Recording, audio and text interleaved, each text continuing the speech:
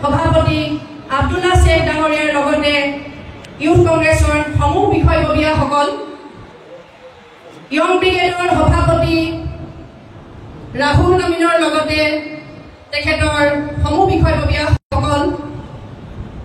আৰু উপস্থিত আমাৰ দৰং জিলাৰ সমূহ চেলৰ সভাপতি প্ৰমুখ্য বিষয়ববীয়াসকল আৰু মোৰ অতিকৈ শ্ৰদ্ধাৰ ব্লক কংগ্ৰেছৰ সভাপতিসকল আৰু মোৰ অতিকৈ শ্ৰদ্ধাৰ দৰং জিলাৰ মণ্ডল কংগ্ৰেছৰ সভাপতিসকল, লগতে বুথ কংগ্ৰেছৰ সভাপতিসকল আৰু লগতে দৰং জিলাৰ শক্তিশালী কংগ্ৰেছ কৰ্মীসকল ভিতৰত বহি থকাৰ লগতে বাহিৰত যিসকল কংগ্ৰেছ কৰ্মী থিয় হৈ আছে, সকলোকে মই ধন্যবাদ আৰু কৃতজ্ঞতা জ্ঞাপন কৰিছোঁ। আজি মোৰ ওপৰত আস্থা আৰু বিশ্বাস ৰাখি দলে দৰং জিলাৰ নিচিনা এখন ঐতিহাসিক জিলা কংগ্ৰেছৰ কমিটিৰ সভাপতি হিচাপে যিটো গুৰু দায়িত্ব অৰ্পণ কৰিলে, তাৰ কাৰণে মই অসম প্ৰদেশ কংগ্ৰেছ কমিটিৰ সভাপতি মাননীয় গৌৰৱ গগৈ ডাঙৰীয়াক মই ধন্যবাদ জ্ঞাপন কৰিছোঁ আৰু লগতে কেন্দ্ৰীয় নেতৃবৃন্দকো ধন্যবাদ আৰু কৃতজ্ঞতা জ্ঞাপন কৰিছোঁ। আজি মই ক'ব লগা মোৰ বহুতখিনিয়ে আছিলে, কিন্তু টাইমটো চাইছোঁ সকলোৰে ভোক লাগিছে, সেইকাৰণে মই কেইটামান পইণ্ট কম যিখিনি আমাৰ উপযুক্ত বক্তা প্ৰণদীপ ফুকন ডাঙৰীয়া, দীপ পায়ন ডাঙৰীয়া, ইলিয়াছ আলী ডাঙৰীয়া, ৱাহিদা বাইদেউ ডাঙৰীয়া, চন্দন বৰুৱা ডাঙৰীয়া, কন্দৰ্প কলিতা ডাঙৰীয়া, নিত্য গোপাল ডাঙৰীয়া, আমাৰ আব্দুল্লাহ শেখ ডাঙৰীয়া, সকলোৱে আপোনালোকক বহুত ধুনীয়াকৈ কথাবিলাক বুজাই ক'লে আৰু তেওঁলোকৰ কথাখিনিৰ সাৰাংশ লৈ মই পোনপ্ৰথমে আজি দৰং জিলাৰ দায়িত্ব যিহেতু মই আজি গ্ৰহণ কৰিছোঁ, পোনপ্ৰথমে মই এটা কথাই আপোনালোকক স্পষ্ট কৰিব বিচাৰোঁ। গৌৰৱ গগৈ ডাঙৰীয়াই আমাক সকলোকে এটা কথাই কৈছে, আমাৰ কংগ্ৰেছত কট্টৰ কংগ্ৰেছী লাগে থাকিব, আৰু মই আজি এটা কথাই আপোনালোকক ক'ব বিচাৰোঁ, দৰং জিলাত যিসকল কংগ্ৰেছী থাকিব সেইসকল কট্টৰ কংগ্ৰেছী হ'ব লাগিব। যিসকলে দুই নাও দুই ভৰি হৈ আছে তেখেতসকলক মই আমাৰ প্ৰদেশ কংগ্ৰেছৰ সভাপতি গৌৰৱ গগৈ ডাঙৰীয়াৰ কথাৰ ফুলতেই ফুল মিলাই এটা কথা ক'ব খুজিম যে আপোনালোকে দুই নাও দুই ভৰি হৈ থাকিলে আপোনালোকৰ কাৰণে বিপদজনক হ'ব। আপোনালোকে এটা পক্ষ বাছি লওক, আপোনালোকৰ নিজৰ ভৱিষ্যতৰ কাৰণে এটা পক্ষ বাছি লওক, হয় ইফালে যাওক, নহ'লে আমাৰ কংগ্ৰেছ পৰিয়ালৰ সক্ৰিয় সদস্য হৈ থাকক। আজিৰ দিনত মই সেইটোৱে আহ্বান জনাম। দ্বিতীয়তে আৰু এটা কথা আমাৰ বক্তাসকলৰ মাজত আহিছে, লবি কেন্দ্ৰিক ৰাজনীতি। হয়, আমি পঞ্চায়ত নিৰ্বাচনত যিহেতু মই নিজে ফেচ কৰিছোঁ, আপোনালোক সকলোৱে ফেচ কৰিছে, পঞ্চায়ত নিৰ্বাচনত আমি দেখি গ'লোঁ, পঞ্চায়ত নিৰ্বাচনত আমি সকলোৱে দেখি গ'লোঁ কি হ'ল কি নহ'ল, কিন্তু তেনেকুৱা ধৰণৰ ৰাজনীতি আৰু দৰং জিলাত পুনৰাবৃত্তি নহয় বুলি মই আজি প্ৰতিশ্ৰুতি দিলোঁ। লগতে আজি মই দৰং জিলাৰ আমাৰ জ্যেষ্ঠ কংগ্ৰেছ কৰ্মীসকলক মই এটাই অনুৰোধ জনাম, আপোনালোক সকলোৱে মোক সহায় কৰক, আপোনালোক সকলোৱে মোক দিহা পৰামৰ্শ দিয়ক। ডিষ্ট্ৰিক্টখন জিলাখন চলাই যোৱাৰ ক্ষেত্ৰত আপোনালোকৰ দিহা পৰামৰ্শ লৈয়ে মই ডিষ্ট্ৰিক্টখন চলাই যাম বুলি সেইটো প্ৰতিশ্ৰুতি দিলোঁ। আৰু লগতে আজি সকলোৱে যোৱাকালিৰ পৰা মই বহুত কথা শুনি আছোঁ, বহুতে বহুত কথা মোক কৈ আছে। আচলতে জিলা কংগ্ৰেছৰ সভাপতিৰ দৌৰত সঁচাকৈয়ে মই নাছিলোঁ, কিন্তু আজি আমাৰ দলৰ নেতাসকলে যিহেতু মোক জিলাখনৰ সভাপতি পদটো দি গুৰু দায়িত্ব অৰ্পণ কৰিলে, মই এটা কথাই সকলোকে ক'ব বিচাৰিম, মই সভাপতি হয়, কিন্তু মই সভাপতি হয় মই অকলে জিলাখন কেতিয়াও চলাব নোৱাৰোঁ, আৰু কোনো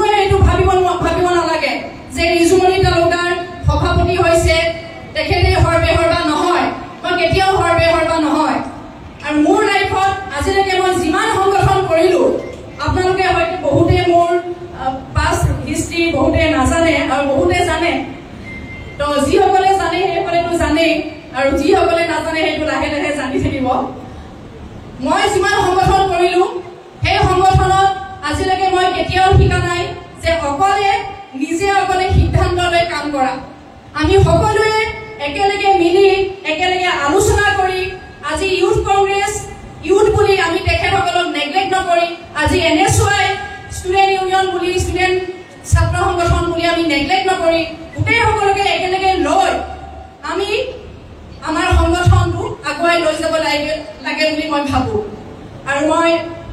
বিশেষ কথা নকওঁ খালি মোৰ এটা কথাই ভাল লাগিছে আমি ইমান কষ্টৰ মাজত আমি পঞ্চায়তত আমি যেনেকৈ নহওক দলগাঁৱৰ মানে ৰিজাল্ট সঁচাকৈ ভাল আমি মঙলদৈত যেনেকৈ নহওক ইমান কষ্টৰ মাজত আব্দুল্লাহ ছেইদ ডাঙৰীয়া আপোনালোকক কৈছে আমাৰ ল'ৰাসকলক সঁচা কথা কৈছোঁ মই ইউথসকলক আজি এই মঞ্চৰ পৰাই ধন্যবাদ জ্ঞাপন কৰিছোঁ আৰু লগতে মই এজন মানুহক মই ধন্যবাদ জ্ঞাপন কৰিবই লাগিব কিয়নো যোনদিনাখন কাউণ্টিং হৈছিলে সেইদিনাখন গোটেই ৰাতি মানে ৰাতিপুৱাৰ পৰা নেক্সট ডে একদম ৰাতিপুৱালৈকে গোটেই ৰাতি গাড়ীৰ ভিতৰত খোজ কাঢ়ি এজন মানুহে মোক চাথ দিছিলে সেইজনেই হ'ল আমাৰ চন্দন বৰুৱা জ্যেষ্ঠ কংগ্ৰেছী নেতা তেখেতৰ কাৰণে হ'ব লাগে এতিয়া মই কেনেকৈ চন্দন বৰুৱা ডাঙৰীয়াৰ নিচিনাকৈ সকলোৰে পৰা মই সেইটোৱে আশা কৰিম যাতে মোক আপোনালোক সকলোৱে সাহস যোগায় প্ৰেৰণা যোগায় আৰু আজি যি আপোনালোকে মোক যেনেকুৱা ধৰণৰ আদৰিলে যেনেকুৱা ধৰণে আপোনালোক আহিলে ওলাই আহিছে সকলোবিলাক ওলাই আহিছে মোৰ এইটো দেখি সঁচাকৈ বহুত ভাল লাগিছে আজি মই প্ৰথম যেতিয়া নাৰিকলী মন্দিৰত মই সেৱা লৈ পিনে আৰম্ভ কৰিছিলোঁ মোৰ যাত্ৰা তেতিয়াই নাৰিকলী মন্দিৰতে এগৰাকী আমাৰ বাইদেউ পুৰণা আমাৰ কংগ্ৰেছ নেত্ৰী তেখেতক একচুৱেলি আমি মিটিংবিলাকত বহুত কম দেখা পোৱা যায় তেখেত শিৱাচাৰৰ হয় আমাৰ দীপালী বাইদেউ আপোনালোক সকলোৱে পুৰণা কংগ্ৰেছ কৰ্মীসকলে জানিব আজি দীপালী বাইদেউ ওলাই আহিছে দীপালী বাইদেউ ৰাতিপুৱাই মোক ফোন কৰিছে বাইদেউ বহুত দিন বহি থাকিলোঁ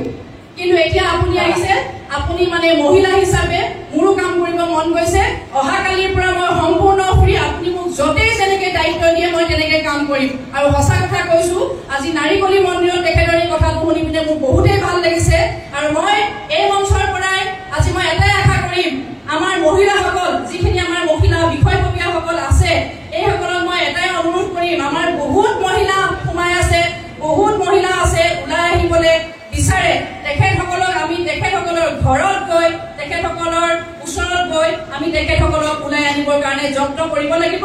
সেই ক্ষেত্ৰত মোৰ ফালৰ পৰা যেনেকুৱা ধৰণৰ সহায় সহযোগিতা লাগে মই এই মহিলা হিচাপে মই আপোনালোকৰ লগত থাকিম আৰু জিলা কংগ্ৰেছৰ সভাপতি হিচাপে মইতো আছোৱেই কিন্তু এক মহিলা হিচাপে মই আপোনালোকক কথা দিলোঁ মই আপোনালোকৰ লগত য'তে আপোনালোকে মিটিং কৰে যেনেকৈ মোক বিচাৰে মই আপোনালোকৰ লগত যাম আৰু সদৌ এটা কথা খালি কম যিটো ৰাজনীতি বিজেপিয়ে কৰি আছে এনি টাইম কৰি থাকে আৰু সেই ৰাজনীতিটো এনেকুৱা হৈ গ'ল আমাৰ সকলোৰে ব্ৰেইনত সোমোৱাই দিলে হিন্দু মুছলিমৰ ৰাজনীতি আজি যিটো হিন্দু মুছলিমৰ ৰাজনীতি বিজেপি চৰকাৰে কৰি আছে RSS কৰি আছে সেই ৰাজনীতি আজি আমি ক'বলৈ গ'লে আমাৰ মুখত আমাৰ কংগ্ৰেছ কৰ্মীসকলৰ মুখত হিন্দু মুছলিম বস্তুটো যাতে আজিৰ পৰা নাহে সেই কথাটোৱে মই অনুৰোধ জনালোঁ কিয়নো আজি যদি নিজৰ মাজত আমি কংগ্ৰেছীখিনিয়ে যদি আমি হিন্দু মুছলিম যদি কৈ থাকোঁ তেতিয়াহ'লে বিজেপি আৰু আমাৰ মাজত কোনো ধৰণৰ পাৰ্থক্য নাথাকিব আমি হিন্দু তেখেতসকলে হিন্দু কয় তেখেতসকলে মুছলিম কয় তেখেতসকলৰ নিজৰ ৰাজনীতি তেখেতসকলে কৰি থাকক কিন্তু আমাৰ যেতিয়া দলীয় অনুষ্ঠান হ'ব আমাৰ যেতিয়া আমাৰ কৰ্মীসকলৰ লগত যেতিয়া আমি মত বিনিময় কৰিম সেইখিনি সময়ত এই এক মানে হিন্দু বেছি হ'ল মুছলিম বেছি হ'ল এই বস্তুটো আহিব নালাগে কিয় আহিব নালাগে এইকাৰণে কথাটো মই কৈ আছোঁ কাৰণ কিয় আমাক সেই কথাটো কৈ পিনে আমাক এই হিন্দু মুছলিম কৈ পিনে আমাক বহুতখিনি পিছুৱাই ৰাখিছে আমি বহুতখিনি পিছুৱাই আছোঁ কিয়নো আজি এটা সঁচা কথা ক'বলৈ গ'লে এখন মিটিঙত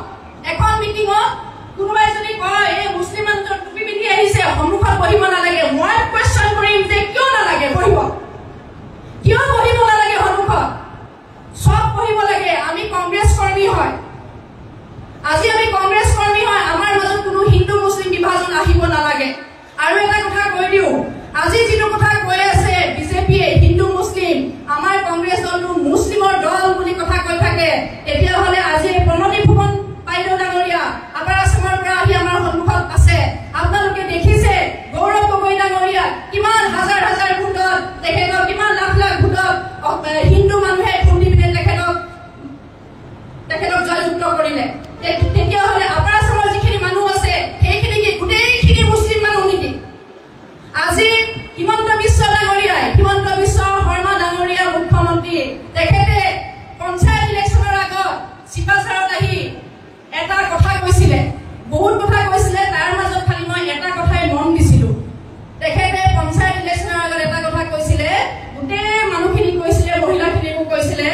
আপোনালোকক অৰুণোদয় লাগিব নে লুঙি লাগিব? ইমান নিজ মন্তব্য এজন মুখ্যমন্ত্ৰী হ'ব পাৰে বুলি সঁচা কথা কৈছো, কোনো মুখ্যমন্ত্ৰী এনেকুৱা লাইফত আমি পোৱা নাই, আপোনালোকেও হয়তো দেখা নাই এনেকুৱা ধৰণৰ নিজ মন্তব্য দিব পাৰে বুলি। তেখেতক মই ধিক্কাৰ দিছো, তেখেতে এনেকুৱা ধৰণৰ মন্তব্য যাতে পৰিহাৰ কৰে, এজন মুখ্যমন্ত্ৰী হয় এনেকুৱা ধৰণৰ মন্তব্য যদি নিদিয়ে। আৰু লগতে আজি মই মহিলা হিচাপে তেখেতক আৰু এটা কথা মই অনুৰোধ জনাম, এই মঞ্চৰ পৰা আজি মোৰ প্ৰথম দিন মই অনুৰোধ জনাম, তেখেতে যি মহিলাসকলক লৈ যেনেকুৱা ধৰণৰ এটা মন্তব্য কৰিছিলে, সেই মন্তব্য মই কৰিব বিচৰা নাই আপোনালোকৰ সন্মুখত। আপোনালোক সকলোৱে জানে মহিলাসকলক চাকৰি কেনেকে লৈছিলে বুলি যেনেকুৱা ধৰণৰ লেতেৰা কথা এটা কৈছিলে, তেনেকুৱা ধৰণৰ কথা যাতে তেখেতে পৰিহাৰ কৰে। কাৰণ তেখেতৰ ঘৰতো এগৰাকী মাতৃ আছে, তেখেতৰ ঘৰতো নিজৰ ৱাইফ আছে, তেখেতৰ ঘৰতো নিজৰ এগৰাকী ছোৱালী আছে। সেইটো কাৰণে মই তেখেতক এইটোৱে অনুৰোধ জনাম। আৰু লগতে সদশেষত দীঘলীয়া নকৰো, সকলোকে খালি মই এটাই অনুৰোধ জনাম, আগতে যি হৈ গ'ল হৈ গ'ল। আগতেও আমি বহুত ভালকে আমি কাম কৰিছো, কেতিয়াও এইটো মিছা কথা ক'লে নহ'ব যে আগতে আমি কংগ্ৰেছ দল আমাৰ দৰং ডিষ্ট্ৰিক্টত সক্ৰিয় নাছিলে, এইটো কথা ক'লে ভুল কথা হ'ব। কিন্তু মই এটা কথাই ক'ম, আগতকৈও অধিক শক্তি হিচাপে, অধিক শক্তিশালী হিচাপে দৰং জিলা কংগ্ৰেছক আমি আগুৱাই লৈ যাবৰ কাৰণে আপোনালোকৰ পৰা সহায় সহযোগিতা আশা কৰি মোৰ বক্তব্য সামৰণি মাৰিলো।